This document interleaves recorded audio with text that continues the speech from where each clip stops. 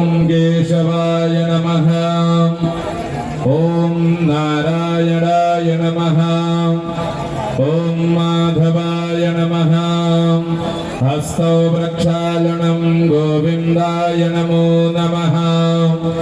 ॐ यपवित्रः पवित्रो वा सर्वावस्थाङ्गतोऽपि वा यः स्मरेत् पुण्डरीकाक्षं धवायाभ्यन्तरः सुधी। ॐ पुण्डरीकाक्ष पुनादो पुण्डरीकाक्ष पुनादो पुनाद पुण्डरीकाक्षः।